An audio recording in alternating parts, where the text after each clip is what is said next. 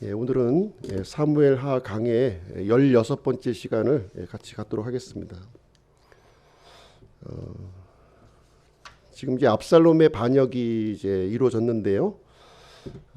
이 다윗은 이제 예루살렘을 떠나서 이제 피난길을 이제 가게 되었습니다. 피난길을 가는 이 모습을 이제 어떻게 표현하고 있냐면 15장 30절 한번 보실게요. 15장 30절. 15장 30절을 보시게 되면 다윗이 올리벳 산의 오르막길로 올라갈 때에 올라가면서 울고 머리를 덮은 채 맨발로 갔으며 그와 함께하는 온 백성도 각각 자기 머리를 덮은 채 그들이 올라가면서 울었더라. 이렇게 기록하고 있습니다. 참 처참한 광경이죠. 자신의 그 왕권을 이제 다 버리고 지금 신발도 신지 않은 채 지금 이제 도망을 이제 하고 있습니다. 머리를 풀어 헤치고 아주 극한 그 슬픔을 이제 안고서 이제 올리벳산은 이제 그 올리브산 같은 산입니다. 이 다윗은 그 압살롬과 이렇게 싸우지 않았어요. 다윗이 이제 그 압살롬이 반역했다는 이런 그 소식을 듣고 백성의 마음을 얻었다 하는 말을 듣고서 싸우지도 않은 채 참 그 다윗은 용사였죠. 백전백승의 용사였어요. 그럼에도 불구하고 아들과 싸우지 않은 채 지금 이제 예루살렘을 떠나는 장면을 이제 보여주고 있습니다. 왜 싸우지 않았을까요? 또 이 예루살렘은 그 천하의 그 요새와 같은 그런 성인데도 불구하고 싸우지 않았습니다. 이 압살롬의 반역을 듣는 순간 다윗은 나를 하나님께서 징계를 하시는구나. 그 징계로 이렇게 받아들였던 거예요. 그래서 이 다윗은 이제 그 피난길에 오르면서 두 가지 조치를 취합니다. 여기 앞에 내용을 좀 보시면 이제 사독과 아비아달이 이제 제사장인데요. 당시 제사장이었는데 이 제사장들이 이제 언약궤를 메고서 이제 다윗을 맞이했어요. 그때 돌아가라. 돌아가서 지금 예루살렘에 이제 거주하라 이렇게 얘기를 해줍니다. 그러면서 앞으로 이제 예루살렘에서 일어나고 있는 그런 내용들을 나에게 좀 보고를 좀 해달라 이렇게 얘기를 합니다. 그리고 두 번째는요, 다윗의 친구였던 그 후세라는 건 사람이 있었는데 이 후세를 이제 다윗을 따르길 원했죠. 후세는 그랬지만 돌아가라. 압살롬을 이제 섬기라고 한 거예요.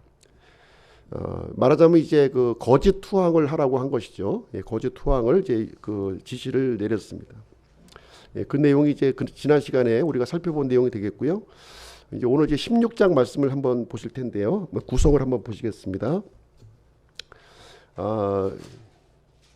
이제 다윗은 세 사람의 사건이 이렇게 나와요. 이 16장 말씀을 보시게 되면 세 사람에 대한 사건이 이제 다윗과 더불어서 이제 그 진행이 되고 있는데 첫 번째 이제 그 등장하는 인물이 시바입니다. 시바.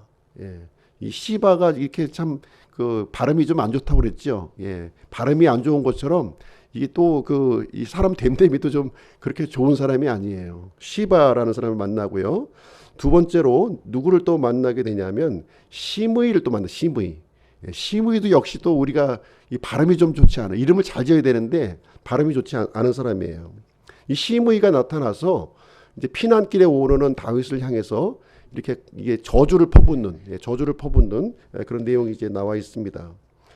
그리고 이제 이제 다윗의 친구였던 후세가 이제 압살롬에게 거짓 투항하는 장면이 이제 나오고요. 마지막으로 이제 아히도벨이라고 하는 사람이 나와요. 아히도벨. 이 아히도벨이 이제 다윗의 조언자였어요. 다윗의 조언자. 아주 그 충직한 조언자였는데 이제 반역한 압살롬에게 붙어서 이제 압살롬을 위한 그 이제 모략을 이제 그 꾸미게 됩니다. 오늘 16장 중심 내용을 보시게 되면 다윗은 자신이 저지른 죄악된 행동이 피난길에서 자신에게로 되돌아왔다는 거예요. 참 이 죄라는 것이 참 너무 무서운 것 같아요. 이게 그 다윗 자신이 이렇게 저질렀던 이 악행이요, 이 피난길에서 그대로 자신에게 투영되고 있는 거예요. 16장 내용이 그 내용을 우리에게 알려주고 있습니다. 그래서 이제 그 시바를 만나는 장면을 한번 좀 살펴보도록 하겠습니다. 1절 말씀 보시죠. 다윗이 그 산의 꼭대기를 조금 지났을 때에 보라, 무비보셋의 종 시바가 안장을 얹은 2마리 나귀에 빵 200덩이와 건포도 100송이와 여름과일 100개와 포도즙 한 부대를 싣고 그를 맞이함으로, 이 피난길에 오른 다윗에게요, 먹을 것을 이렇게 바리바리 싸들고 다윗 앞에 이렇게 등장을 한 거예요. 예. 굉장히 어떻게 보면 굉장히 친절을 베푸는 모습으로 이렇게 이제 등장하고 있는데, 이 시바라고 하는 사람이 이제 어떤 사람인가 이렇게 보시게 되면 사무엘하 이제 9장 10절에 보시면 어떻게 이제 묘사를 하고 있냐면, 아들이 15명이에요. 아들이 15명이고 종이 20명이었다는 거예요. 종은 종이었는데 아주 수많은 종을 거느리는 종이었어요. 그래서 아주 이 유력한 어떤 이제 종이었는데 사울의 재산 관리인이었다는 거죠. 오늘날로 얘기하면 이제 집사 정도로 생각하시면 될 것 같아요. 재벌집의 집사라든가 이렇게 그런 집사 정도로 보시면 되는데, 실질적인 권한을 이렇게 갖고 행사했던 그런 사람이었습니다. 이 사람이 이제 어떤 일을 이제 이렇게 진행했냐면, 요나단의 아들이었던 무비보셋, 양발을 절었잖아요. 양발을 절은 이 요나단의 아들을 다윗하고 이렇게 연결시켜 준 사람이에요. 다윗하고 연결시켜 주었는데, 이 다윗은 이제 어떤 조치를 이제 내리게 되냐면, 이 시바에게 사울의 종이었어요. 사울의 종이었는데 이 무비보셋의 종으로 삼아 주신 거예요. 무비보셋을 주인으로 이렇게 섬기라 이렇게 얘기를 했습니다. 이 시바 입장에서는 기분이 좋았을까요? 싫었을까요? 할아버지의 종은 종이지만, 아니 손자 때까지 이어서 이제 종을 하라고 그러니까 사실 이제 좀 어떻게 보면 좀 받아들이기가 좀 쉽지 않았던 상황이었어. 어쨌든 다윗의 명령이니까 이것을 이제 받아들였을 것으로 이제 생각이 됩니다. 그래서 이 시바라고 하는 사람은 굉장히 기회주의적인 사람으로 여기서 이제 등장을 하게 됩니다. 2절 말씀 한번 보실게요. 2절. 왕이 시바에게 이르되 네가 무슨 뜻으로 이것들을 가져왔느냐 하매, 시바가 이르되 나귀들은 왕의 집안 사람들이 타게 하고 빵과 여름 과일은 청년들이 먹게 하며 포도즙은 광야에서 기진한 자들이 마시게 하려고 가져왔나이다. 그래서 이제 다윗이 물어본 거예요. 왜 이 많은 음식을 나한테 가져왔냐? 그러니까 피난길에 참 고생이 되실까봐 이런 음식을 내가 가져왔다. 그러면서 이제 나귀들을 데려온 거예요. 이 나귀들이 누구냐면, 이제 무비보셋이 이제 양발을 절잖아요. 그렇기 때문에 무비보셋을 위해서 특별히 하사한 나귀였던 거예요. 그 주인의 나귀를 지금 이제 주인은 어떻게 하라고, 이제 움직일 수 없는 존재가 되는 거지 않습니까? 주인 나귀를 이제 가지고 와서 지금 다윗을 맞이하는 장면. 그래서 우리가 어려운 순간에 이렇게 친절한 모습으로 이렇게 다가오는 사람들, 우리가 좀 주의 깊게 봐야 된다는 거죠. 그 친절을 냉큼 이렇게 받으시면 안 되는 거예요. 잘 주의해서 이 분별해서 받아야 된다는 것이 됩니다. 그래서 이 다윗은 이제 이 이제 시바에게 이렇게 물어봐요. 아니 주인은 어디 가고 너 혼자 나를 맞이하러 왔느냐? 주인은 어디 있느냐 하는 것을 이제 여기서 이제 질문을 하게 됩니다. 그때 이제 시바가 어떤 대답을 하게 되냐면, 이제 내 주인 무비보셋은 지금 압살롬이 이제 반역을 일으켰기 때문에 사울의 왕국을 다시 재건하려고 하는 그런 뜻을 품고 있다. 이런 얘기를 해주고 있는 거예요. 근데 이 무비보셋에게는 지금 다윗이 얼마나 많은 친절을 베풀었어요. 그렇죠? 요나단의 언약을 기억하면서 모든 재산을 회복시켜 주었고, 왕의 식탁에서 함께 먹는 그런 엄청난 은혜를 베풀어 주셨는데, 이제 와서 지금 이제 반역을 어떻게 보면 꿈꾸고 있다고 하는 얘기를 시바를 통해서 이렇게 듣게 됩니다. 참 이제 다윗의 호의에 대해서 아주 배신을 당하는 그런 이 감정을 느꼈을 거예요. 이때 이제 다윗은 어떤 결정을 하게 되냐면, 이제 이렇게 얘기를 합니다. 무비보셋에게 주었던 그 모든 재산을 너한테 다 주겠다. 다시 돌려서 너한테 다 주겠다. 시바의 말만 듣고서 지금 이제 일방적으로 다윗이 이런 결정을 해버리게 됩니다. 그래서 우리가 이 사람을 우리가 판단할 때에는요, 한쪽 사람의 말만 들어서는 안 된다는 거예요. 양쪽 사람 충분히 이 다윗은 아직도 왕이기 때문에 이 무비봇에 대한 정보를 알 수가 있는 거죠. 이제 시바가 그런 주장을 했다면 이것이 사실인지 아닌지에 대해서는 확인을 해봤어야 되는 거예요. 확인도 하지 않은 채 그냥 결정을 내려버립니다. 그래서 무비보셋의 모든 재산을 시바에게 이제 되돌려주는 그런 일을 하게 되는데, 여기서도 이제 이 다윗이 그동안 거짓말했던 그런 내용들을 그대로 거두게 되는, 심은 대로 거두는 그런 이제 결과를 여기서 맞이하게 됩니다. 두 번째로 이제 만나는 사람이 누구냐면 5절에서 시므이라고 하는 사람을 만나요. 시므이가 누구냐 하는 것을 보겠습니다. 5절 말씀인데요. 5절. 다윗 왕이 바후림에 다다랐을 때 보라, 거기서 사울의 집에 속한 가족 가운데 한 사람이 나왔는데 그는 게라의 아들이요 그의 이름은 시므이더라. 그가 나오면서 올 때 계속 저주하고, 이제 바후림이라고 하는 예루살렘에서 조금 이제 지나가게 되면 이제 바후림이라고 하는 이 지명이 이제 나오게 되는데요. 이때 이제 베냐민 지파에 속했던 이 한 사람, 사울이 어느 지파에 있었죠? 사울은 베냐민 지파죠. 그리고 이 다윗은 유다 지파에 속해 있는 거예요. 그래서 사울 집안에 속해 있던 이 사람 중에 시므이라고 하는 사람이 나타나서 이 다윗을 저주하는 내용이 이제 여기에 기록이 되어 있는 거예요. 그래서 이제 이 다윗이 이렇게 이제 피난 행렬을 하고 있는 그런 그걸 보면서 막 돌을 갖다 막 던지면서 계속해서 저주를 퍼붓는 이제 내용이 여기에 어떤 저주를 퍼붓냐면 7절 8절에 보시면 그게 이제 자세하게 거기에 나와 있어요.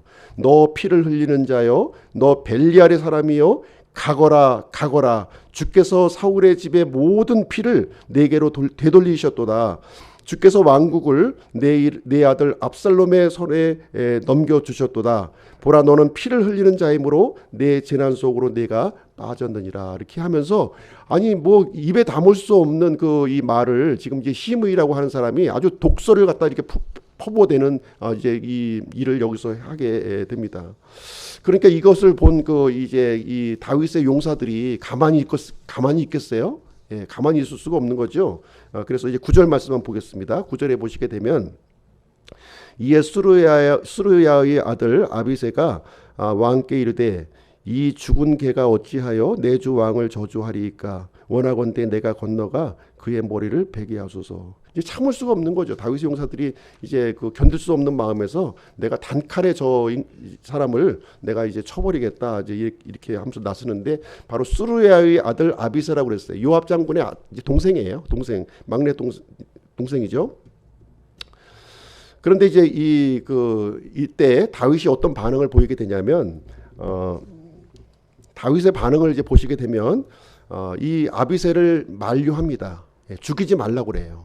이 시므이를 죽이지 말라. 이렇게 이제 그대로 저주를 그대 하도록 그냥 내버려 두라, 이렇게 얘기하면서 마치 시므이의 이 저주를 하나님께서 시므이를 통해서 하신 것으로 이렇게 고스란히 이제 다윗은 그 마음속에 품는 그런 고통스러운 말이겠죠. 그 소리를 들으면서 기분이 좋겠어요. 그 고통스러운 마음을 그대로 감내하게 하게 됩니다.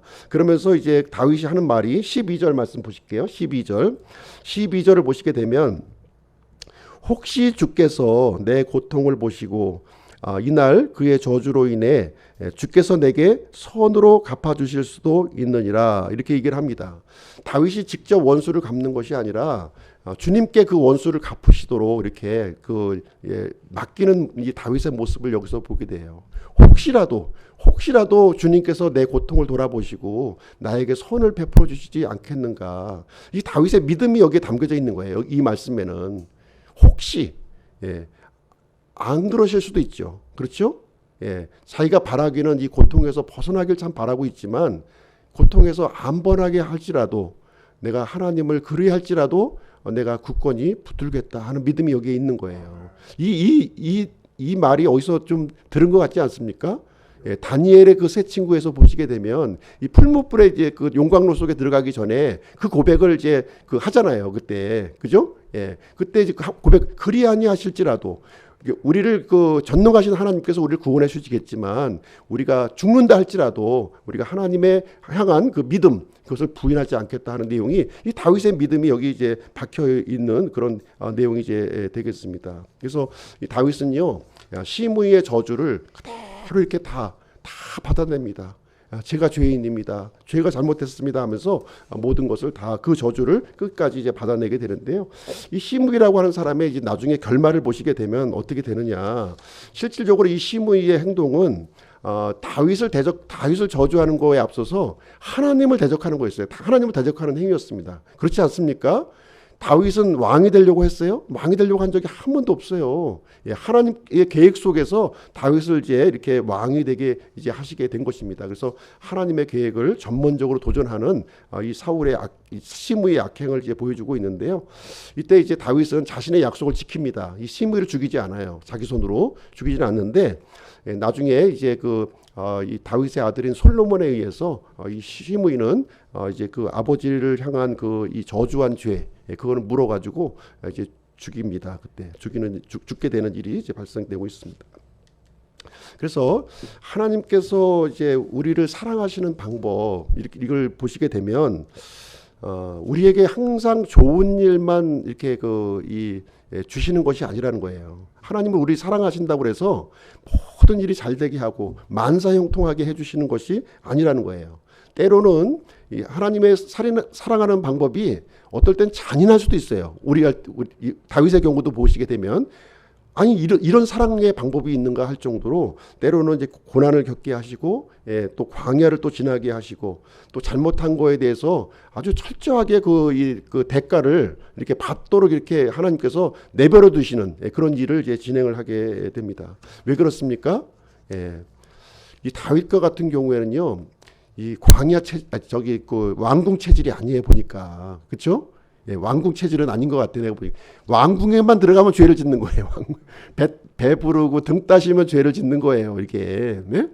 이게 참 그 고통스럽고 광야를 지날 때에는 그렇게 하나님을 붙드는 거예요. 그 새벽 기도를 통해서라도 다윗이 그 아름다운 시편을 썼었던 그때가 언제인지 아십니까? 왕궁에서 짓지 않았어요. 왕궁에서 시편 안 기록했어요. 사울에게 쫓길 때 그리고 압살롬이 반역해서 쫓길 때 그때 기록한 시편이 거의 다 대부분이에요.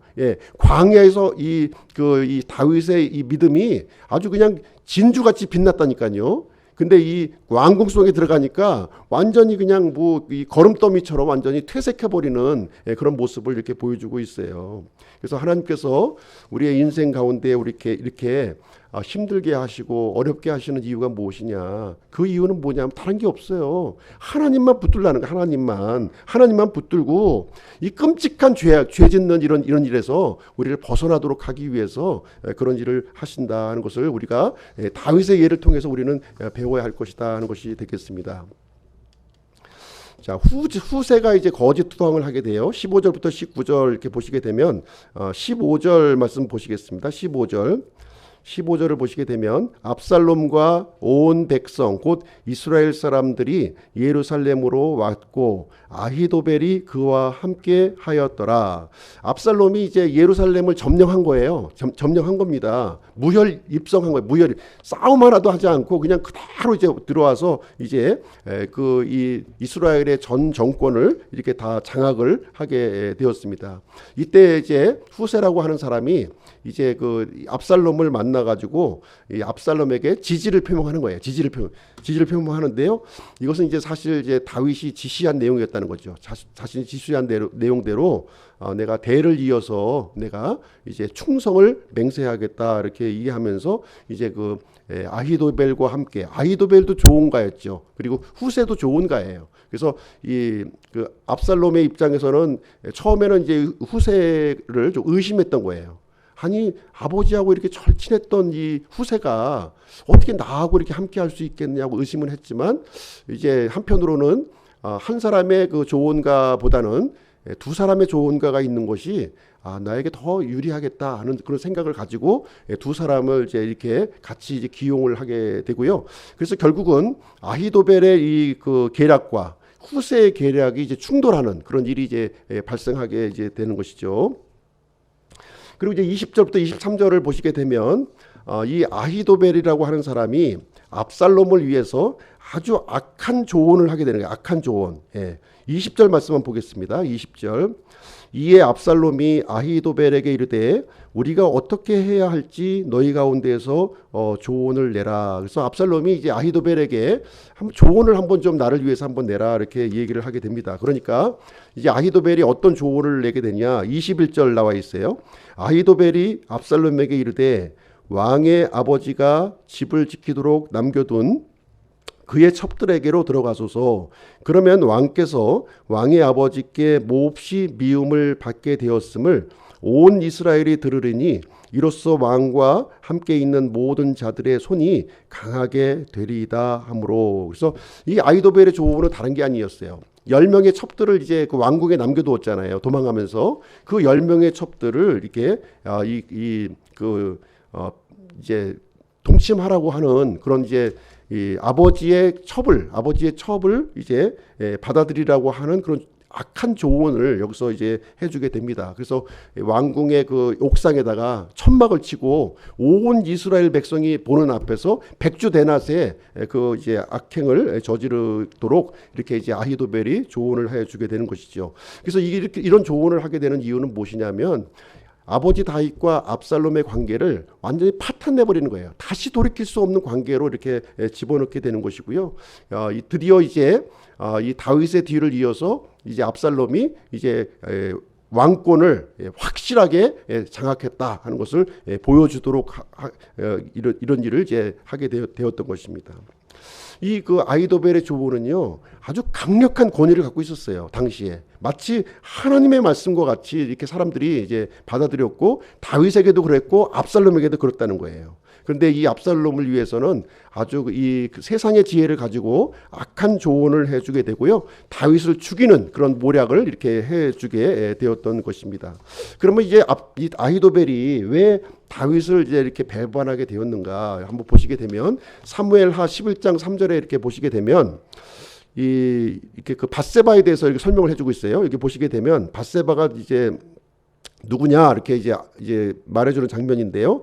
이 밧세바라고 하는 여인은 엘리암의 딸이요 해족속 우리아의 아내인 밧세바가 아니니까 이렇게 하면서 이제 신하들이 이제 밧세바의 신원에 대해서 설명해주는 장면이 이제 나오고 있는 거예요. 엘리암의 딸이라는 거예요. 아버지가 누구예요? 엘리암. 밧세바의 아버지가 엘리암이에요. 엘리암. 그 사무엘하 23장 34절에 가서 보시게 되면 엘리암의 아버지가 또 등장하는 거예요. 엘리암의 아버지가 누구냐? 여기에 보시게 되면 아히도벨의 아들 엘리암 이렇게 또 소개하고 있는 거예요. 그러니까 이 어떻게 되는 겁니까? 이 밧세바의 아버지가 엘리암이고 엘리암의 아버지가 아히도벨인 거예요. 그럼 밧세바와 아히도벨의 관계는 어떤 관계예요? 할아버지와 손녀의 관계인 거예요, 지금. 그러니까 이 아히도벨 입장에서는 지금 이제 그 다윗이 비록 왕이긴 하지만 그 애지중지하던 손녀딸의 그 가정을 완전히 파탄내버린 장본인 아닙니까? 그렇기 때문에 그 마음 속에 어떤 마음이 있었겠어요? 항상 이 불만이 있었던 거예요. 그래서 이 압살롬이 이제 반역했을 때 기꺼이 동참했던 이유가 거기에 있었다 하는 것을 여기서 이제 얘기를 해주고 있는 그런 내용이 되겠습니다. 그럼 이제 16장 말씀에 대해서 우리 적용한 말씀을 한번 좀 보도록 하겠습니다. 이 사무엘하 16장에서 보시게 되면 이 다윗 앞에 이제 세 사람이 이제 등장하고 있어요. 세 사람. 첫 번째 사람이 누구예요? 시바. 두 번째 사람이 시므이. 세 번째 사람이 아히멜렉 이렇게 등장하고 있습니다. 이 세 사람과 연관된 사건을 통해서 무엇을 해주고 있냐면 이 다윗의 죄를 지적해주고 있는 거예요. 다윗이 저지른 그 악행을 이제 지적하고 있는 내용이 되겠습니다. 시바를 통해서 우리아를 속였던 그 사건을 이렇게 지적해주고 있는 것이고요. 시므이를 통해서 바후림에서 일어났던 그 슬픈 사건을 또 이렇게 또 지적을 해주고 있는 거예요. 이 바후림 사건이 이제 무엇이 있는지에 대해서 잠깐 제가 좀 설명을 좀 또 이후에 드리도록 하겠습니다. 또 아히멜렉을 통해서는 어떤 죄를 지적하고 있어요? 다윗의 그 간음죄를 지금 이제 지적하고 있는 그런 내용이 이제 되겠습니다. 첫 번째로 한번 보시게 되면 다른 사람을 속이게 되면 그 열매를 거둔다는 거예요. 다른 사람을 속이면 그 열매를 우리가 거두게 돼요. 다윗은요, 자신의 이 그 간통죄를 숨기려고 했어요. 숨기려고. 어떻게 숨기려고 했습니까? 전쟁터에 나가 있던 이 우리야 장군을 이렇게 끌어들여 가지고 이 밧세바와 이게 동침을 하도록 유도를 했다는 거예요. 2번씩이나. 근데 이제 우리야가 이제 아내와 동침을 하지 않았죠. 아니 내 그 이 동료 이 이스라엘 군사들은 전쟁터에서 찬이스를 받으면서 지금 있는데 내가 따뜻한 방에 들어가서 내가 있을 수 있겠느냐 하면서 거부를 그때 하게 됩니다. 그래서 결국 다윗은요, 자신의 악행을 숨기기 위해서 이제 우리야를 전쟁터로 보내서 이제 죽이게 되는 그런 일이 거기에 걸려 있어요. 이렇게 거짓말을 했던 다윗에게 시바의 그 속임수에 넘어가도록 이렇게 하셨다는 거예요. 하나님께서.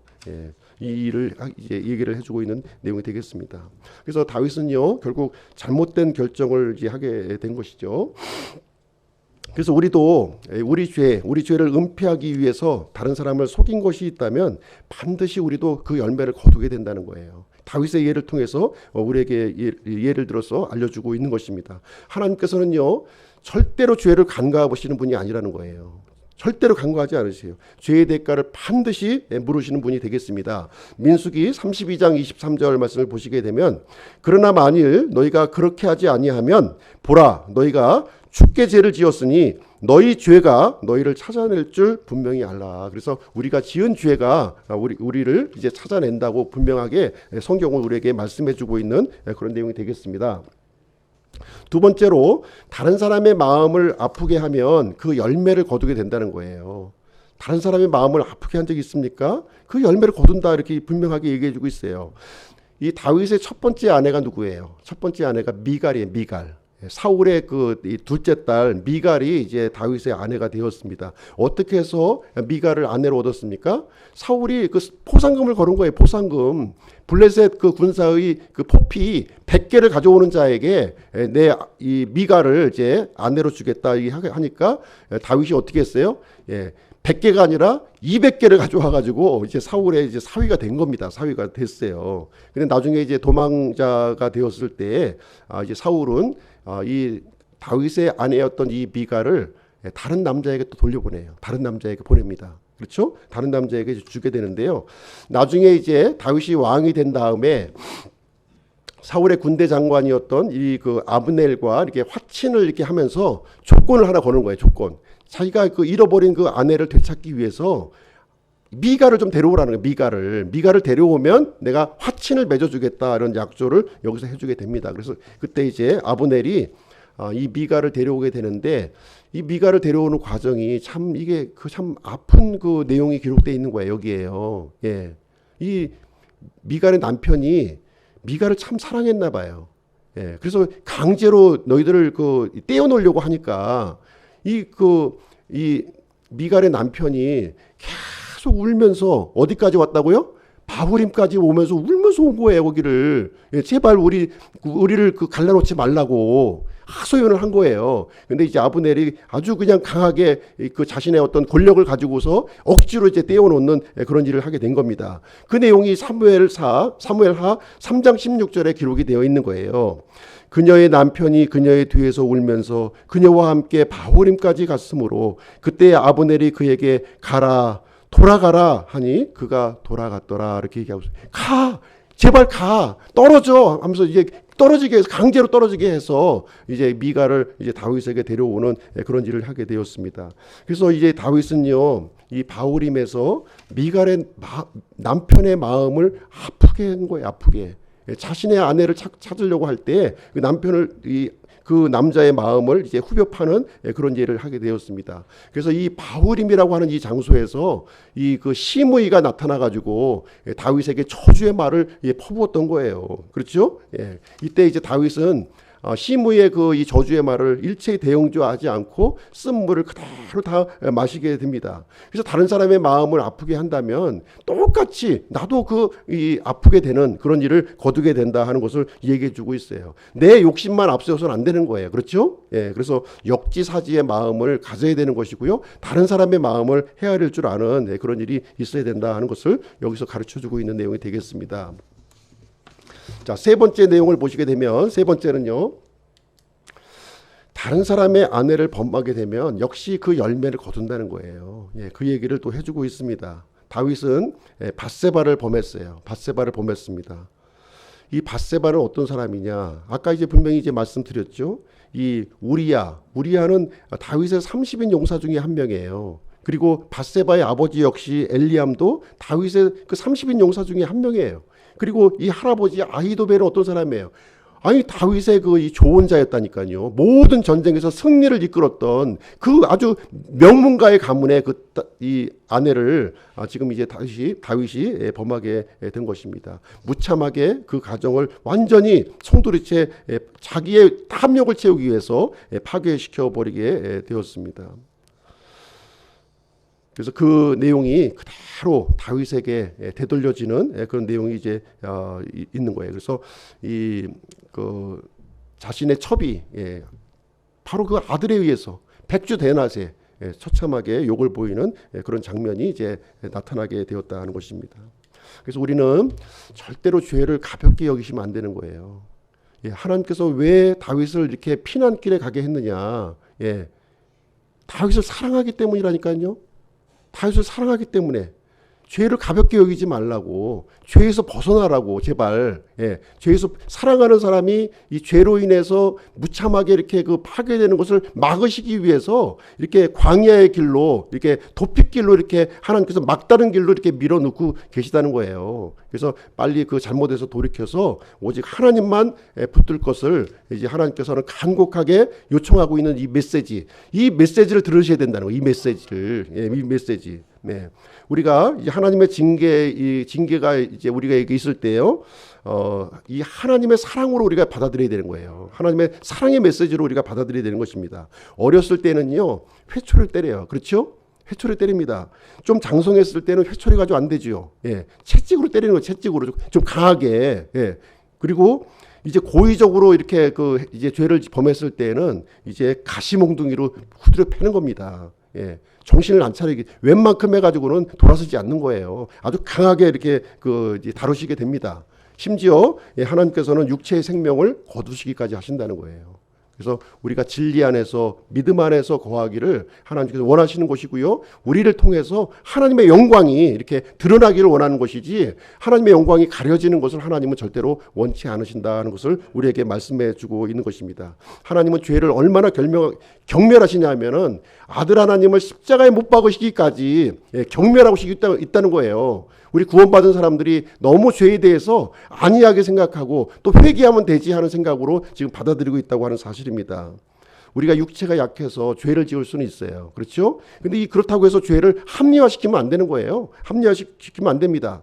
계속 그 죄의 속박 안에서 내가 머물러 있어서는 안 되는 거예요. 바로잡게 빨리 우리는 믿음 안으로 이렇게 그 진리 안으로 들어오려고 하는 그런 결단을 우리가 해야 된다 하는 것을 우리에게 가르쳐주고, 다윗의 예를 통해서 우리에게 알려주고 있는 거예요. 결론을 내리도록 하겠습니다. 죄의 열매를 거두는 현장을 통해서 우리는 하나님의 메시지를 들을 수 있어야 되겠습니다. 오늘날 음성으로 얘기해 주진 않아요. 음성으로 얘기해 주지 않습니다. 우리는 모든 이런 상황을 통해서 말씀을 선택하고 믿음으로 우리가 반응을 해야 된다고 하는 사실이에요. 이 다윗의 장점이 무엇이냐면요, 물론 이제 참 악한 짓을 하긴 했지만 하나님의 징계에 대해서는 민감하게 반응한 거예요. 하나님의 징계가 떨어지는 순간 이제 이 다윗은 바짝 정신 차려가지고서 아주 그냥 절실하게 하나님 말씀을 붙들었다고 하는 사실이에요. 그 사실은 우리가 이 다윗을 본받아야 될 줄로 생각을 합니다. 그래서 우리 자신의 죄를 항상 이렇게 돌아보시고요. 어떻게 하든지 내가 하나님의 날개 안에 들어가야겠다. 그런 마음을, 긴장된 마음을 매일매일 우리가 말씀을 통해서 가져야 된다 하는 것을 우리에게 가르쳐주고 있습니다. 하나님께서는 이렇게 죄의 열매를, 우리의 삶 속에서 죄의 열매를 거두게 함으로써 그 메시지를 우리에게 전달해 주시고 있다. 그래서 우리가 귀를 열고 눈을 열어서 하나님의 음성을 들을 수 있는 그런 지혜를 가져야 된다 하는 것을 우리에게 가르쳐주고 있는 내용이 되겠습니다. 주에서 승리하시는 우리 기쁨교회 성도님들이 되시기를 주님의 이름으로 축복드립니다.